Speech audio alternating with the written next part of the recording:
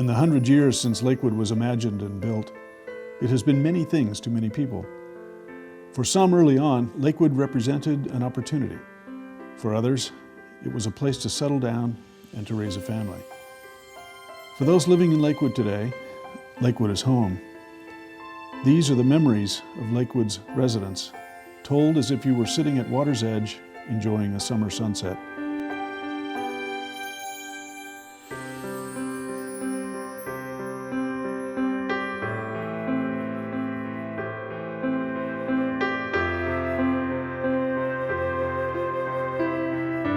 There are scores of Lakewood residents who have passed on or moved away, taking with them their fond memories of the Lakewood community.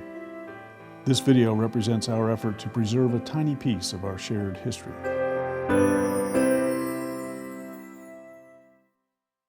We moved in here in 1953, and the Hatchers were living here.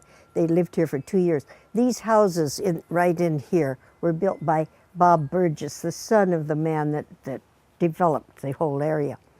And he did them after World War II, starting, I don't know, probably about 1948 or so. And this house, anyway, was built in 1950. The one next door was about the same time. The Trott's house on this side was built a year later, and that was individually built, wasn't built by Burgess. And the next house over that was the Pattersons at that point, it's now the Austins. That one was built about 1950 by Bob Burgess. And he built them on up here. And this area up here was being developed both by individuals buying lots, like the Kelloways up the way they bought the lot and built their own house the way they wanted it. And some of the lots were sold by Mr. Burgess, and he built them. There are a couple of adobes that he built. Then he sold some of the area, some of the lots, to the Muller brothers, to Kurt and Franz. And they built the houses along Muller, most of them, or a lot of them, and the ones up on La Mesa. And they both lived up there in houses that they built. There were so many people coming into Lakewood after the war. And where were they coming from? Were they coming from? They were coming from. They were coming because they were let out of the army. It was the end of World War II, and so there were all these thousands and thousands of young men coming, from everywhere. And a lot of them had been stationed in California, and so they came back to where they had really liked it, and some of them had been from here, and they came back. But they all a lot of them had married, or they married when they got back, and had little children, and needed houses. So there was really a need for a lot of houses, and Mr. Burgess was doing his best. When we first came here, it was a sinkhole. Way back, Burgess was the first very, very creative real estate man who built a real estate lake and then built homes around it. And that was when this area was country compared to the Bay Area. And it grew slowly, and it became these houses living around the lake, but nobody owned the lake except Burgess, so it went into disrepair. And it was full of algae, it was brown, it was dirty. There was no chain link fence. We would get all sorts of trespassers coming in. We even had the Hells Angels one time camping out and having parties. So we finally built the chain link fence. It looks a little bit like Auschwitz, but it's better now because it's covered with ivy. And ever since that happened, then we built the beach.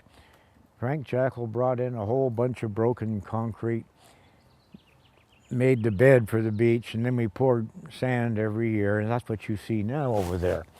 And then all of the mothers with their little boys and little girls, little kids, this neighborhood was all little kids, they began to use the lake.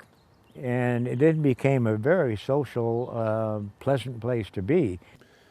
I was part of a Cub Scout or Boy Scout troop, and it was meeting at the next house up Lakewood Road, which was then occupied by the Hatfield family. And we were early for a den meeting or something one day, and so my stepdad and I kind of drove around the neighborhood. He was in construction and he saw this lot, and he couldn't believe that no one had ever built on it before. And it was the last lot, second to last lot on the lake. And so he looked into it and figured out a way that you could site a house on it, because it was, I think it was undersized. And but he figured out a way to do it, and then my mom sold our house. We were down on Greenway Drive, which is off of Walnut Boulevard. Sold that house, built this one, and moved into this one. And we've had it ever since 58 or 59, I guess. But it was just pure luck that no one had ever built on this lot before. And I've been in all the other houses around the lake, and this one has a really nice view of the water, and why it was last, I have no idea, but it was saved for us. And so bang, here we are. And I'm the second generation in the property, and hopefully there'll be many more. But it was just a real miracle that we were able to do this.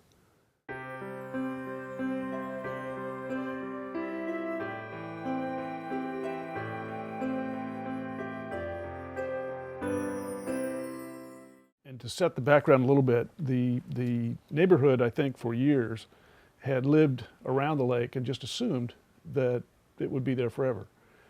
And what occurred is, through some tax sales and some other things, is the property changed hands. And the neighbors, who had been sitting back rather naively, I think, enjoying the lake, all of a sudden saw that it was in the hands of a development group. They called themselves the Factorial 10. There were 10 investors who each put $10,000 in, and according to my math professor, 10 to the 10th power was the Factorial 10 that had their funds up, and that's the money they used to buy the property. They then had a development proposal that they put together for homes where the water now is, to fill it all in, drain it out, fill it in, raise the bottom up, and build homes where the lake now is. So in order to get started, they needed to drain the water out. So we move in, get the house built, get the place painted, furniture, all that stuff, and within about 3 months, the lake dried up. And in a course of about a week, they had opened the valve that used to exist that drained the water to the spillway from the bottom of the lake. There was a plumbing system that we'll get back to in a minute, that allowed them to empty the water. And it happened, as I say, in about a week. But as the water receded, it got to a point where the drain no longer worked, and because they were not refilling it, and because it wasn't raining during the summertime, the water would turn stagnant, and you know what the bottom of the lake smells like now, that we call it lake muck, was the surface. And the smell was just atrocious. The wildlife in the lake, the fish and the ducks, the turtles, the you name it, were all dying as the water dried up. And one of the members of the Factorial 10, a dentist whose name was Alan Lippincott, guy that everybody grew to love, came out on his spare time, and he would park his Thunderbird in our house and walk out into the property with a big stick, trying to shove the dying fish into the mud. And he would wear waders. The bottom of the lake is really soft, and as it dried out, it was this quagmire that you could literally get stuck in. And poor Alan would be out there with his waders, shoving fish under the mud to try to kill them, so that they would not decompose and smell so badly, and from a humane point of view, trying to kill them quickly, because it was a slow and awful, agonizing kind of process. There were birds that wouldn't leave. There were ducks that stayed, even though the water was like this deep and more mud than water, and they wouldn't leave. And there were some of them that couldn't, and the neighborhood dogs were attacking them and ripping up the ducks. And I remember one time Alan Lippincott shows up, and there was one duck in particular that just couldn't leave. So he managed to grab the thing by the neck, and he had a little derringer that he used, and he held the duck with one hand, put the derringer to the thing's head, turned the other way, fired, and damn near blew his hand off, but dispatched the duck. But it was a really traumatic kind of time, and as things solidified, as the bottom finally dried, it dried into little chunks that were dry on the surface, but were still like pudding on the bottom. So you could walk on it in kind of a spongy kind of way, but if you stayed on one little square too long, it would sink.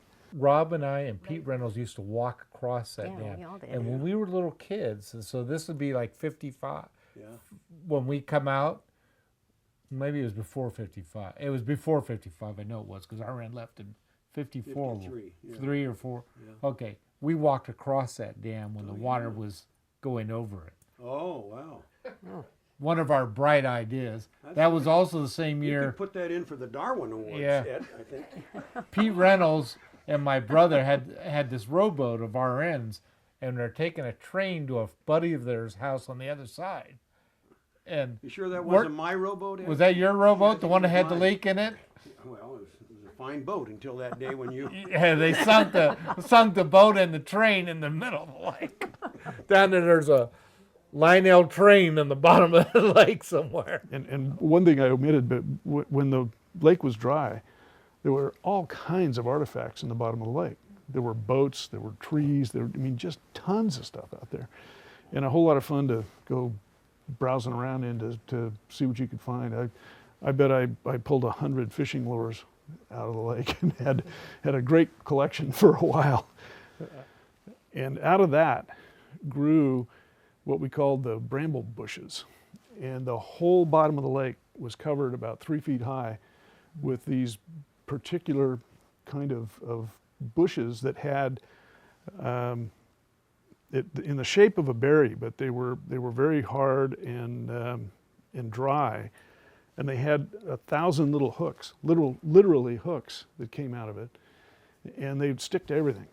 So us kids, having nothing better to do, turned that whole acres and acres of these bushes into a labyrinth of tunnels, and we're crawling around on the lake bottom, but hidden by all these bushes, and would come home and just be covered with these brambleberries, we called them. And when the lake refilled, it happened in 3 days. There was a big storm, and the lake went from dry to overflowing the dam in 3 days. And nobody knew it was coming, and by then the neighbors owned the property, but did nothing to cut all that vegetation out. So it was covered up by the floodwater and then rotted, and is the basis of what we now have as our biomass problem. Just a massive amount of vegetation was covered up by the floodwater and rotted, and what has contributed to the water quality problems that we have even today. I remember Gary used to throw blue rock. Was that the stuff they used to throw in the water? Bluestone, yeah. What's that? It was the stuff to clear the water. Oh. And RN used to have it behind the, oh God, I guess I just remembered this. I think it was behind the guest house. It used to sit there. Our house was here, and then there was that little area down here. Mm-hmm. And they used to load up the rowboat, and they go out and throw some of it in the lake. We finally put in an aeration system. I think it was True Brady that did the research on that. It was about 1975, where we put pipes down on the floor of the lake with little holes in the pipe, and the air compressor causes the bubbles to go, which circulates the water and then brings the oxygen starved water from the bottom up to the top. And ever since then, we have never had to put in copper sulfate. And so I think one major change from my point of view is that we no longer have serious problems. When we were putting in copper sulfate, the only way we knew how to know when we had too much was that above 4 parts per million, the catfish would die. And so if we saw catfish around the edge of the lake dead, we knew we were putting in too much copper sulfate. We don't have to do that anymore. You know, if the lake, you asked if it overflowed. Yes, it's overflowed now, I think, 3 times. It overflowed first, in the 30s probably, before anybody was here. And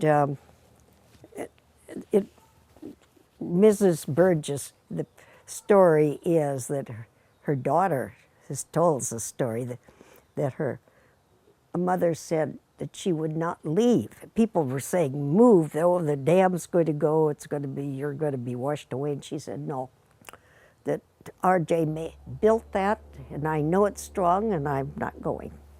Sent the children away, but she stayed, and of course it didn't. I mean, there was no problem. So he shored it up more. He put more behind the dam, down below, you know, to back it up. And then the next time, I guess it went over, it filled, there were a lot of, they had I don't know why they had that. In front of the spillway, they had a log jam thing that was supposed to stop stuff from going down the spillway. Well, all it did was break loose and stop up the spillway, and it went over. Well, it didn't, of course, flooded the house down below. It went right underneath it, down the Burgess house, actually. But then they diverted, then after that, they diverted the water so that it didn't go so close to the house. And there was apparently, Lakewood Road started at Homestead and it came up the hill, and where we now have Pinot Crest was Lakewood Road. And it went down through the Olson's house to where their garage is and ended right there. And that was the end of Lakewood Road, because the lake curled around that area. So where the Davis house is now was water, and part of where Lake Way was water. Right. And that was all filled at a dredging at one time, I understand. So they took the tailings from the dredging and filled that area. The second lake was, and you can see where it was still, but as you come over the rise to Pinot Crest and then down the other side, before you get to what is now the Olson property, you're driving on top of what was the old dam, the second dam. And if you look close enough, you can still see the cement works. Same sort of design as the big dam that we know. And that lake started there and then backed up toward, it took all of Lakewood Road and part of Lake Way. And that's why you see, I think, why you see pictures of your house on the lake, because it was. Oh. The lake went right up to the bottom of the slope that was in front of your house.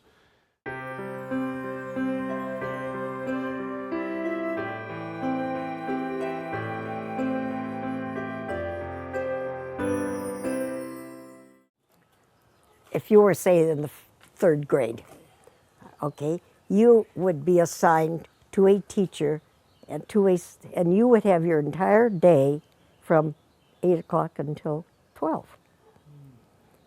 And Jam it in.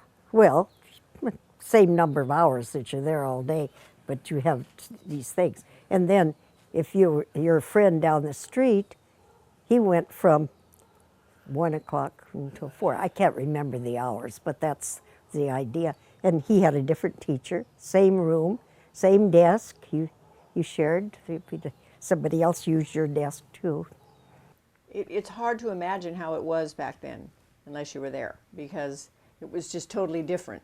The land that is now Plaza Escuela just kept on going almost to Lafayette, and you could see trees, and we played baseball out there, and there wasn't the city of Walnut Creek sort of ended right there, and you just had land.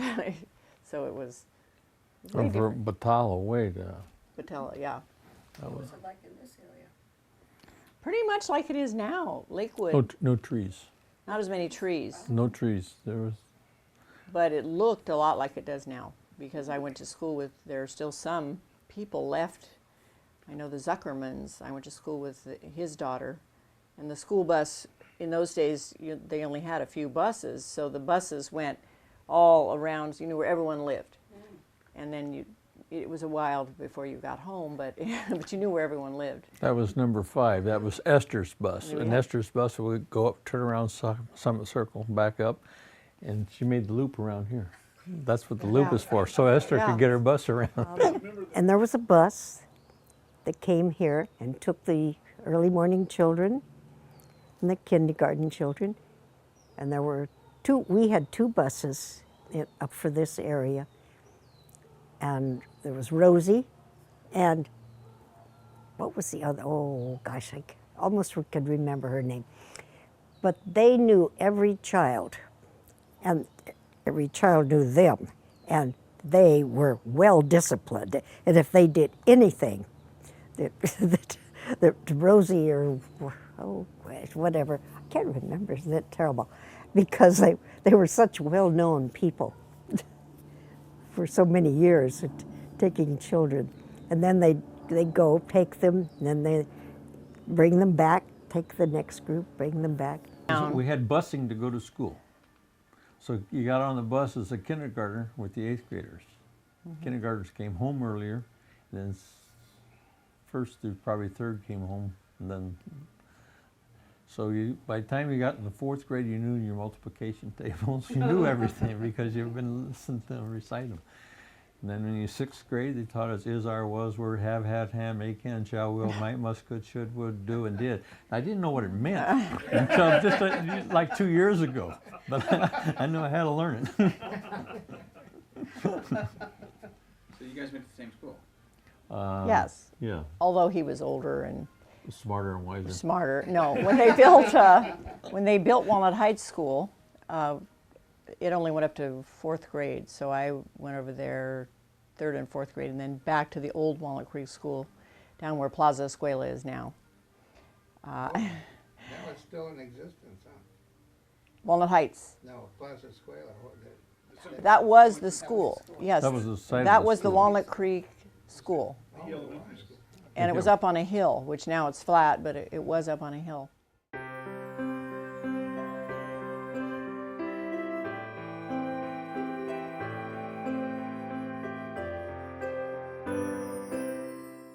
I do hope the Looseleys share the stories about how Al Loosley, Al and Connie, started the floating Christmas tree, because it's delightful and it's known throughout, not just this community, but most of the city.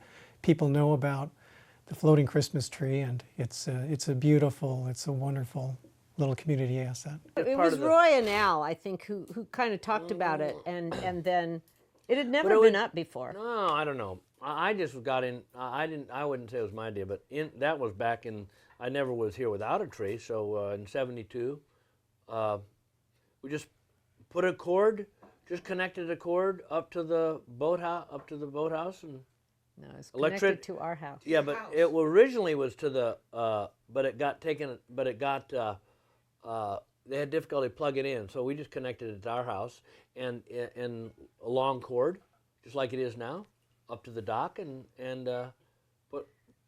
put lights on it, and it was just a magical thing. It seemed to get and then when Brenda McNeely got involved, she would go up to Tahoe and get big trees, so it was really big, and it was pretty fun. So it's a nice, it's fun, and There a lot of times we had to move it a whole lot of times, because the people who put it up would all, of course, want to see it. And if you put it in one spot, not all of us could see it. So then Al would go out and adjust it, and he'd move it just a little bit out. And then somebody would call and say, well, I can't see the tree yet. So then we'd move it a little bit one direction, a little bit. In fact, sometimes we try and engineer it like, no, that's too far this way. Go a little left, go a little right. Oh, right there, that's a perfect place to set the dock. We try to do that too, actually. So we but can we see can see it. it from our bedroom, but not very much. Yeah. As long as you can see it from the end of the lake and then from the beach, and when you're crossing the path, you know, a little bit when you drive down Lakewood Road, it's magical. The reflection is really what's magical, you know. So that's been fun, yeah. That was our introduction to the culture of the lake, because we moved in at the end of November 1990. 20 years ago. 20 years Probably ago. today. Right. Yeah, for you in 2030, it's going to be more than 20 years ago, like 40 years ago or something. But we would, as people do when they're new to the lake, we would take our, honeymoon stroll around the banks of the lake, because when you're new, it's like you just first got married every day. All you're thinking about is going down to the lake. And there was the Christmas music coming across the lake, and then so we peeked over, and there were these people putting a Christmas tree up in the middle of this lake that we were in our honeymoon phase with. And then, of course, later that night, it was all lit up and reflecting across the lake, much like the pumpkins do, but in a more Christmassy way with less pumpkins. And then after that, 3 or 4 weeks later, when it was right before Christmas, these carolers show up at our doorstep, the Loose Leaves Christmas party. And not only do we get entertained by the carolers, but we get invited down to the Christmas party. So I don't know, the Christmas tree raising has fond memories for us. That was our introduction to the party culture of this lake. And I was the last person to fall to swim in the lake in the last millennium, because I fell in putting the tree up in 1999, and then I also was the first person to swim in the lake in the new millennium, because I fell in the lake taking the tree down the next year. So that was a big month, yeah. I can tell you how the pumpkin carving party began, because it started on the lake, but it started in our backyard. Really? Yes, and it was just families coming over and bringing their pumpkin, and Bill would make something. I'm not sure if it was minestrone soup in the beginning, but it ended up being minestrone soup, which is what it is now. And it's a different batch every year. Fortunately. Well, we did it for several years, and then it just got too big for our house, and we really felt that we didn't want to exclude people, which is how we always feel. So we decided, well, let's just have it at the beach, and therefore lots of people come. In fact, this year was the only time we ever had to cancel it due to bad weather. We're still going to reschedule it, and there were 109 people. More than that, 120 people that had RSVP'd to it. Wow. And there were other people that said they hadn't RSVP'd. So it's probably going to be the biggest one ever. So. Wow. 4th of July is a great time, though. Yeah, great time. Seeing all the kids and families and the whole community getting together. It's the world's shortest parade, going up one block this level street and then turn around and go right back. A lot of the kids think it's a race, so they try and go as fast as they can. Right. And then they go right to the lake and put all their bikes aside, and off they go into the lake. Right. Well, it started in the neighborhood with some friends of ours that have moved out of the neighborhood, and it wasn't originally at the lake. And we'd been to it, I think, 2 years. When they moved away, we thought, this is too fun. We have to bring it, we have to keep it. And so we started the parade on the flat ground area with music and all the colors, all the kids dressed up and all the bikes decorated, and loud music. And then we always go over to the beach afterwards and have a party, and the kids just swim. And some of the brave parents swim too, which is nice to see. That's something that I thought of when the local high school, Las Lomas, had their cardboard boat race. And they had it there for anybody actually can enter, and just you have to use cardboard and duct tape. And I thought this would be perfect for the lake. So for the last 2 years, we've opened it up for everyone and said you can enter this cardboard boat race on Father's Day and build your cardboard boat, and 2 people have to be in it, and it's hysterical. It is very funny. Right. And We haven't ironically, won It once. is funny, yes. Right. It's funny. It's a lot of tape too. A About lot of time. $80 and of duct tape. Yeah. right. $80, nights. did you say? Yep. He Oh. built these tall walls. Oh my gosh. Yep. Need to get some duct tape on sale. I think so. In the off season, yeah, I did, and all throughout the neighborhood, just rip, rip, late at night, and everyone's ripping their duct tape and bringing their boats down, and it's a lot of fun. And this is a great community to live in. People like Ann and Jim, who've lived here many years, the Looseleys, who live around the lake and have an annual Christmas caroling and Christmas party. There used to be down at what's called the Circle, which is an area down Lakewood where school bus used to come and yeah, right by the Brady's. It's called the Circle. There used to be every year one of the people in the area at Halloween would set up tables and so on, and everybody'd bring. It was potluck. You'd bring food and so on, and kids would be running around the neighborhood collecting trick-or-treat candy, and then the adults would be there. We'd just be having a community meeting, get together. Other people since then have used the Circle. One of the people in the community, I think, does an ice cream social at some point during the year. And it brings out people that you don't see very often. Right. Kind of like the ice cream socials do. You're right. You're right. Did you talk about the ice cream socials? Well, that's not part of the lake, so really. Well, It's not. it's part of Lakewood. Isn't everything this Lake, Okay, I thought everything. Lakewood. Well, the Lakewood Not really, community. But your float boat. Talk about your float boat. The float boat. This is something I designed when we had a anniversary party, my birthday party, and since I'm a whitewater rafter, we use these big inflatable boats and built a platform across 2 boats and thought, wow, this floats out here on the lake pretty darn nice, and we had a fun time with that, and we could fit 20 people on it. So that was my quest to start looking for something different. So I got some pontoons, used pontoons, and built the platform on the pontoons. So now we have a utility raft that we use out there. So it's great for maintenance, or I call Bill sometimes in the wintertime and I see a big, branch of a tree that's fallen down. We go out there and get it in the rain and do He-Man stuff, save the lake, and do it. But it's also nice with people when we have, sunset cruises out there and just enjoying the beauty of the lake and the sunsets, and it's a fun, nice. And you have a bar on it. Well, they change it around. Oh, you change it. They change it. Okay. Yes, you can have a bar. You can have a dance floor. We Oh, you have various we had things we on it. had a white. We had dinner on it with We a did. tablecloth and You did? candles We and did. yes. The youngers came over our house for dinner. We set it up down there, and we sat there and had dinner on it. And we started to go out in the lake to eat dinner, but the battery was dead. We still had to fun. quickly, but just sat there and had dinner on this little dockside barge. Fun. Very very Yeah, nice. that's very nice. Definitely That have was to do good. that again.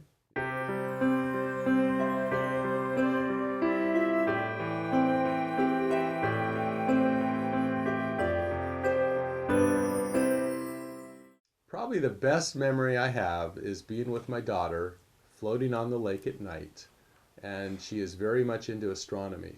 So being able to sit there with either the iPad or books that she brings out with the little red flashlight and look for constellations out in there, and showing her on the book or the iPad, there's Pegasus, and we turn away and she looks up and you could see the stars and constellation. You go, I see it, Daddy. It's like, that is just magic for us. In fact, last year, my wife has never seen a shooting star. I haven't. So we go out there on the lake at night. We're looking up during the Perseus meteor shower, and she sees one. She almost screams. When I first moved here got here in '72, I think in the early '70s, because it was pretty rigid. I was on the board. It was pretty rigid about who could be here and who couldn't be. I sent out I had an April Fool's letter sent out that all the lake members that we were going to start a new policy of bring in some ESL, English as a second language, students from Antioch and Pittsburgh in once a week to swim in the lake and to give them a new experience. And have the motorboat would only be allowed on Sunday afternoon from the water ski boat from, anyway, send a list like that, you know, and that, anyway, clothing optional sort of thing on certain days. And that got a lot of, a lot of response. A lot of response when that letter went out. Yeah. When that, because of course there wasn't it was from email, the board. so he had to do it actually news, physically get the letter it was out. news from the board. You know, it was the last April 1st letter on the board minutes about clothing optional, water ski boat, and the ESL kids from Pittsburgh. Oh man, it got a lot of phone calls about that one. But that was just April Fool's. We received a letter, and it was an offer to buy the lake from Carlo Gambini, and he was going to put a casino on the lake. I don't know that. And he was going to give us an offer we couldn't refuse. Carlo, this happens to be close to April 1st. And it turned out that Carlo Gambini was Al Loosley. Well, speaking of that, I was trying to think of other fun times on the lake. I think it was a year after we moved in was that really cold winter. It must have been 1991, I'm guessing. And the lake froze over. Solid layer. No. Well, it did. Yeah. Solid layer of ice on the lake. Not solid enough to walk on. Right. But well, actually, the ducks could. The ducks were walking on it. They were a little crazed. But yes. And if you took a rock and you threw it across, it made this really eerie sound, kind of like a synthesizer sound. It made reverberate. Okay. You know, this really, Wow. this really tight drum head, but really big. It's the year that all the lemon trees and everything else died too, but it was pretty cool to have the frozen lake all the way across the entire thing solid. You know, I remember a little bit of Lakewood because I lived there till I was 3.5. Used to play with down below your house with Jeff. Matter of fact, I almost died at that house. I don't know if you guys remember. Jeff and I were playing Cowboys and Indians. And he, I think, had your sister inside. And I thought, Sharon. Oh. And I was the good guy, and I, stupid, watched the TV show, jumped through the window. Piece of glass came down, went right through my wrist. And Dr. Fleming, remember him? Flanders? Flanders, that's it. Dr. In Walnut Creek, Yeah. saved my life. When the association was formed, they bought the lake, and we all now are members of the association. So it's now a fairly closed group of 53 families. And when I was on the board at the beginning, and I was later on for 13 years, we then built up a set of bylaws, a set of rules, and various and sundry regulations regarding CC&Rs, covenants, controls, and restrictions. And that's how the association was formed. And it became a very close-knit neighborhood. And the entire area is called the Lakewood area. I guess what you want to call the Marshall Tract, really. But the Lakewood area is very small, and we have one rule that nobody can have a membership unless they live within the Lakewood area geographically. And the reason we did that was we did not want the lake to become known by everybody in the city because we knew we would be besieged. And when I was on the board, I had constant problems with the Contra Costa Times and other press. They'd always want to do some kind of a Sunday supplement article on the lake. And it was me that set the policy that we want to maintain a low profile. And I would not allow any newspaper articles, any coverage of any sort. And we really kept very low profile. But it didn't matter, because every June when the high school would get out, the place would be just hundreds of kids down here having big, huge parties. And even though we had a fence, they'd climb over it, or they'd cut it with bolt cutters. And so that's why you see the razor wire on the top. Hell's Angels in those days was a very dangerous criminal gang, and they found the beach where we now have the beach was just a road, and it was unobstructed at both ends, and people drove cars on it. You know, originally that was Lakewood Road for a time, and they just camped there, and there must have been 20 or 30 Hell's Angels in full colors and Harleys, and you know, the sort of people that you associate with that gang were living there, and the you know, booze, drugs, you name it, was going on there, and the neighbors were just terrified that this was going on right here, and what's going to happen to the children, and this is just, oh my God. And none of them knew what to do. And Frank Jackal, who was a tough man, masonry contractor, great big guy, not very tall, but just huge, put on he had this flat straw hat, and I saw him do it, and he decided it was time for him to evict the Hells Angels, and nobody would help him. So Frank leaves his house. He lived where the Olsons live now, and walked through the garage, down to Lakeway, onto the lane, walked the full length of the lane, walks up to the Hells Angels, puts his arms on his hips, and he says, "Boys, you can't stay." And stared them down. And a week later, they bugged out. And Frank, all by himself, kicked those guys out of here. And it was not long after that the board decided we had to put the fence up, and did not have a similar problem after that. But it was, you know, it would have been a great movie. Growing up in Lakewood in the 1940s, if you were sick, and I used to take advantage of the slightest ailment to stay in bed and listen to the soap operas, but and not go to school, but you could hear constant hammering and sawing all the time during those years, right after the war, because homes were being built all the time. And your dad built a lot of those homes. And in the afternoon, he would come into the back door, and you'd hear the door close, and he'd come in. And our mother was stricken with polio in 1947, I guess, or 48. 48, yeah. And so she was immobile literally from that point for many, many years. And Bob would come in to visit her. You know, he'd come in and grab a sandwich in the kitchen and come on into her bedroom. And he'd been out on the job building homes around Lakewood. And that was his deal. I was just sort of thinking about memories of the house. You know, that might be a good place to start. Sure. And I mean, obviously I'm the oldest, so I have the most, and you're the very, The just... homestead. You're so much older than I am. 18 months It's younger. embarrassing to so talk anyway. about if you think about it. My 18 months younger brother here.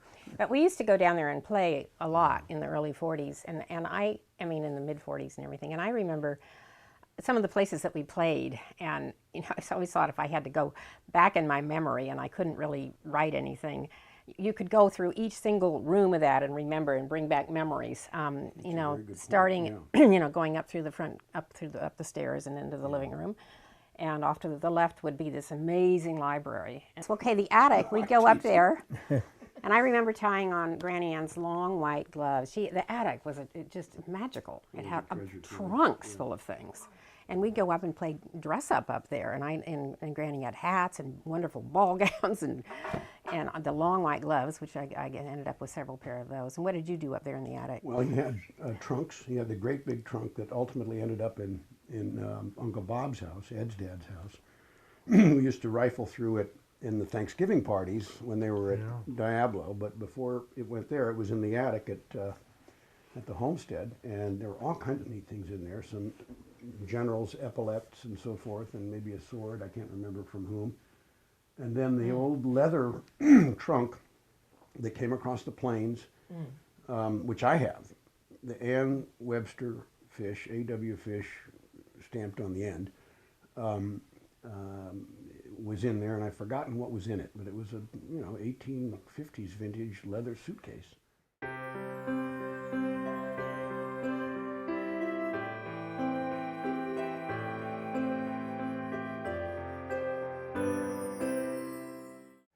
So we ventured out, saw the lake, and wow, so that was just amazing, kind of like Shangri-La. You come up over the pass and here you are, here's the lake. So we ended up buying a house on Muller. Soon afterwards, a membership came available at the lake, and we were lucky enough to buy it. And ever since then, it's been a love affair with the lake. It's part of the neighborhood, to be sure, and if you live on the lake, it's a one type of experience. But even driving by the lake, and especially if you're a member and can go in the lake and experience what the lake has to offer, it's just marvelous. Was my reasoning behind buying the house is the nature of the wildlife, the serenity, the peace to the lake itself.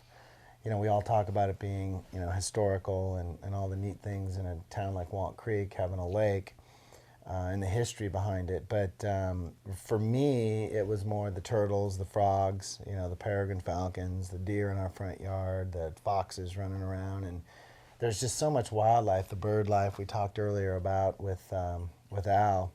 And that was really why I was interested, is just to dig into that, because I've grown up as a kid grabbing and catching, really reptiles. They call me Rattlesnake Rick in the area, because I tour all the schools and save rattlesnakes, and it was just a way for me to kind of give back to the community and be on a lake that was really, facilitated the whole wildlife thing. So I sat there with Al and told him about all my ventures, and not only sneaking through his house to get onto the lake, but just how I appreciated.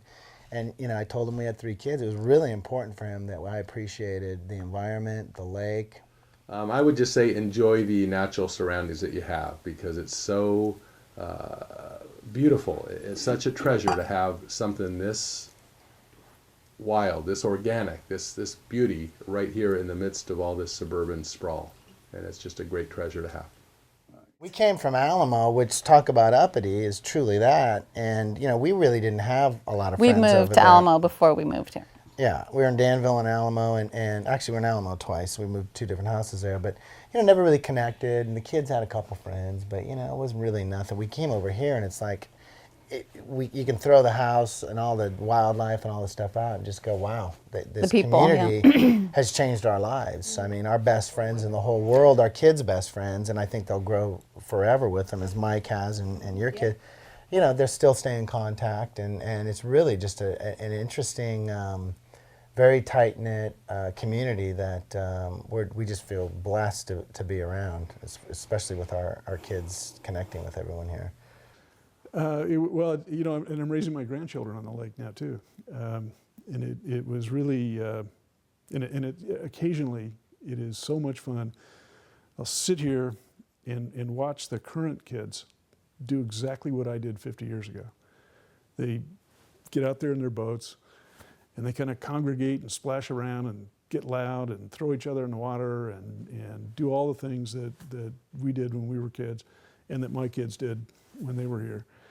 And sometimes, it's just wonderful to watch it all happen. And the other day,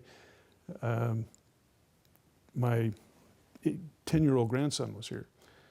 And so I put the boat, my little rowboat, have a little El Toro that I got on my 12th birthday, and put it in the water and put him in the boat, and we rowed around a little bit, and he says, "Can I row?"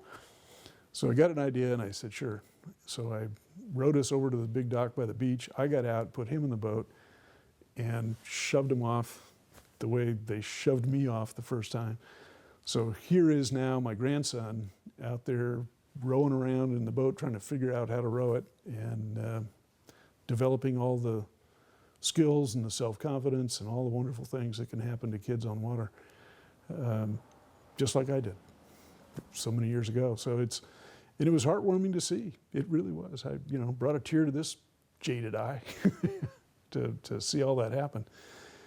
But it happens all the time.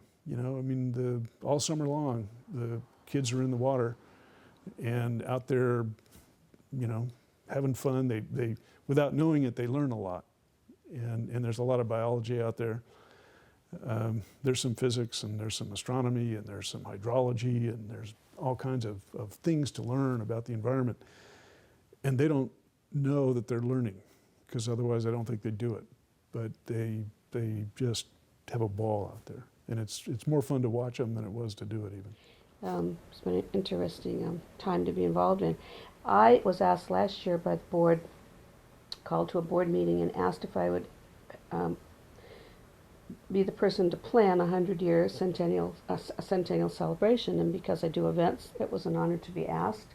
And I worked with the board, and they wanted something bigger and grander than what's usually done. We have lots of neighborhood parties, and lots of people do fun things and casual events. But they really wanted something to go forward, to something that really spoke of a major celebration for the first 100 years of the lake. So I helped put that together, and we did. We had a wonderful celebration. We had everyone who was involved in the lake, who owns up the lake, was invited, as well as we included anyone we could locate from the Burgess family, and we had a dozen or so of those people, of those relatives, and that was wonderful. And the stories they told were great, and they'll be part of this video, so that will be fun to hear their stories of growing up on the lake and their grandfather, who they had great memories of. And one of the things I wanted to say that was especially important to me is one of the Burgess granddaughters, who is, I think lives in Marin, wrote me a letter after the celebration, and she said it would have made her grandparents proud to see the way the lake was celebrated, the way it's been maintained, and the fact that we would have such a wonderful celebration to honor the 100 years, because they love to entertain on the lake, they love to entertain in general, and they would have really been happy to see that so many people came, celebrated the lake, and celebrated the neighborhood and what it offers to the neighborhood. And one of the ideas that we had related to the Centennial Project was to begin a legacy planting project. And the idea being that for years and years, we had cleaned up lake debris and trees that had fallen in, trees that had died along the lake as part of our cleanup activities, but hadn't replaced any of those trees. And last year with the Centennial, we brought in 5 families who gathered together, made a selection. The Olson family donated a corkscrew willow, which we planted, the 5 families involved last year planted on the south side of the lake, and it lives today. This year we have 5 new families from the Lakewood Association who are choosing a tree. It may become the Christmas tree, the floating Christmas tree out on the lake. That'll be planted then, probably in January after the holidays. And the idea would be that every year 5 families of the 53 member families in the association would select and then choose and plant a tree, and then they would nurture that tree for the first few years and take that tree forward. The lake has served as a cooling place in the summertime and the hot days, but it also has served as kind of a catalyst, if you will, so that people could get together. And there was always, every night, we'd all have parties over at the lake and singing and have bonfires and so forth. And it was just a marvelous place. One of the problems we did have, and I don't know if they still do, is that people who had a job would oftentimes invite their office staff for a summer swim party. Well, that's no problem. We made a sort of an unwritten rule that nobody can reserve the lake. That is, it's open, so that if there's a big party down there, everybody should feel free, if they want to use the lake, to go down and even join the party. And I think that was accepted for years and years. And I did understand after I left here, there was a kind of a move at one time that people wanted to reserve the lake area for a private party, and I don't think that ever materialized. The way it's done now and then, and I think still now, there's a tree over there.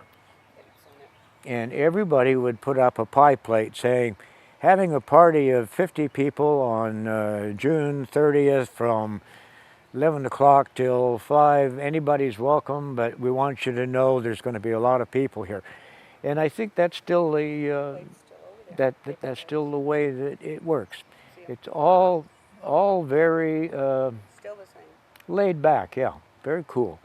And I, to me, that is just an absolute astounding sociology of humans to get together in such an amiable fashion. It's just absolutely marvelous. And it's the lake, I think, that served as the catalyst. We all cared about it, and we still do. Over the last century, Lakewood has been home to countless children, teenagers, adults, parents, and grandparents. The lake is the heart of our neighborhood and is the backdrop for the everyday lives of Lakewood families, providing something special that makes everyday life on the lake anything but ordinary. Our understanding and appreciation of Lakewood is difficult to describe, but one thing is certain. We all love life around the lake.